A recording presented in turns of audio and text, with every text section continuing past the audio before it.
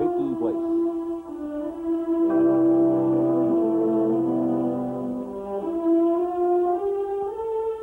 Starring Dorothy Malone as Constance Mackenzie, Ed Nelson as Michael Rossi, Mia Farrow as Allison Mackenzie, Ryan O'Neill as Rodney Harrington, Barbara Parkins as Betty Anderson, Tim O'Connor as Elliot Carson, Christopher Connolly as Norman Harrington.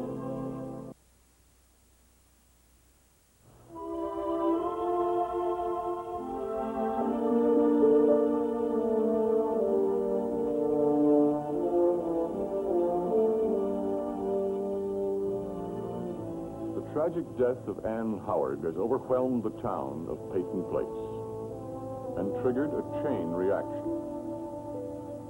Elliot Carson, editor of the Clarion and a friend of Ann's, must report the step-by-step details of the official investigation. And John Fowler, Peyton County District Attorney, a man who Elliot Carson once asked to resign, must supervise the official investigation.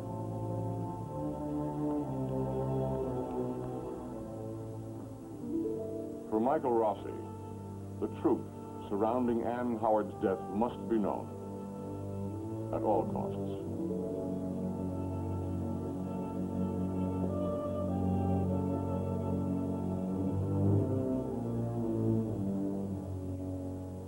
Hello, Mike. You don't have to wait here. I told you I'd call you as soon as I saw the report. I suppose you're not going in the office today? Oh, yeah. Nice to have a couple of minutes. Hello, Mr. Carson. Dr. Rossi? Mr. Fowler, we've been waiting to get a look at the coroner's report. You have it, haven't you? Coroner's report doesn't become public record until after a case is closed. You know that. Mr. Fowler, I'm an interested party, and I know. well, as a physician... I understand. I think we can bend the rules this time. But remember, Mr. Carson, it's not official. I don't want to read any quotes from it in tomorrow's newspaper. Unofficial. I'll give you my word. Oh, wait here.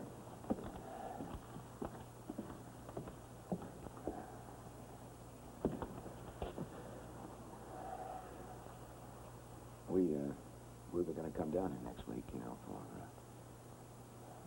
a marriage license. Well, we were going to come down here earlier, only... Here it is, Mr. Carson. I've got to take it right back to Mr. Fowler when you finish. Okay.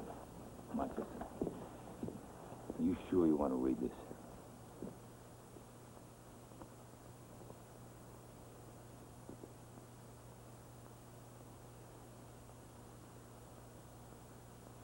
Personal effects of Ann Howard Colby, one purse, beige. Contents, $6.40. Identification cards, one compact, one lipstick, keys, comb. Mike, why put yourself through this?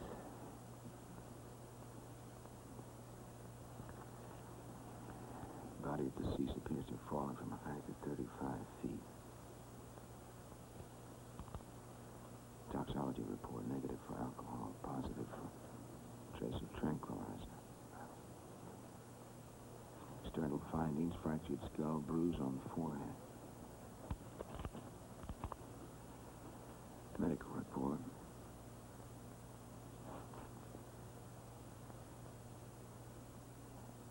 Her death was immediate, thank God. Mode of death. Wait a minute, this is wrong. What do you mean?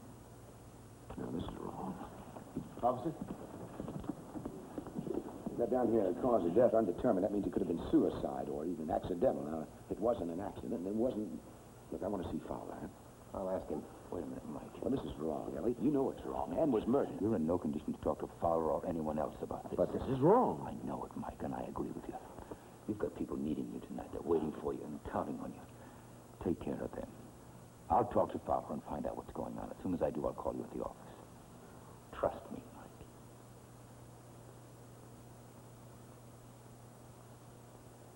All right. All right.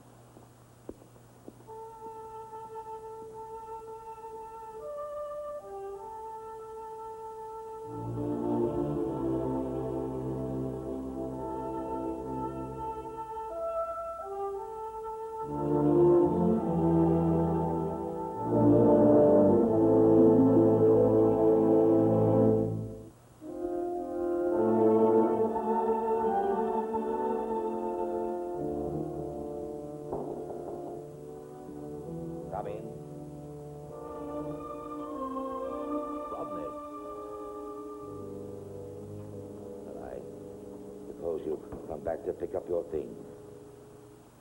Grandfather, are you ill? No more than usual. Nor am I hiding under the bedclothes, as you and Betty once accused me of doing. I'm merely a little tired, that's all. Can I get you something? Brandy. There's a bottle in the lower part of the cabinet over there. Discreetly concealed from my keepers. I'm going to miss Betty. You know she's not coming back here, don't you?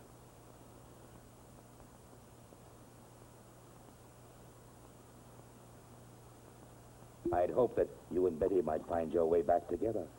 It wasn't in the cards. Well, that's water under the bridge. Thank you. Still, I'm going to miss her. She was a good companion to a surly old misanthrope like myself. I gave her something to sharpen her young claws on. She gave me the illusion, at least, that my mind hadn't slipped altogether into senility. Why, I even taught her how to play chess. Yes, but I can imagine that sometimes she felt more like a pawn than an opponent.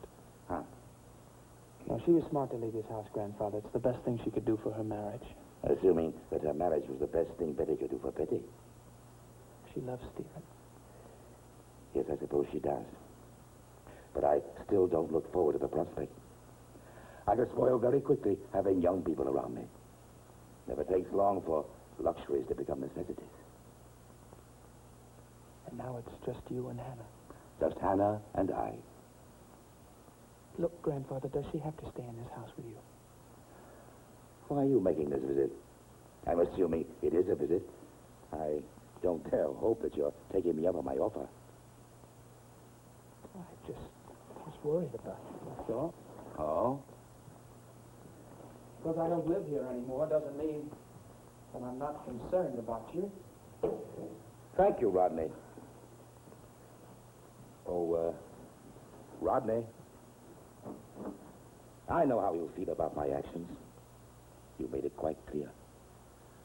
But I want you to know, I think you should know, that all the things I've done have been to protect you and your brother.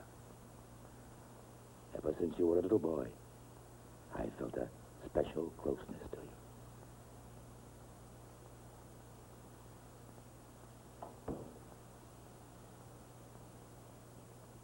Well, you didn't always show it. As a matter of fact, when Norman and I were little, we were convinced you only put up with us because of our mother. Oh, that's never been true.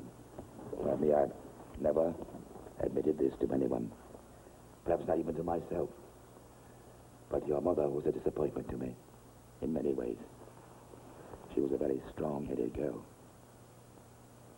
But you loved her. I did my best for her. I cleaned up after Catherine. I let the world believe she was all the things I wished she were.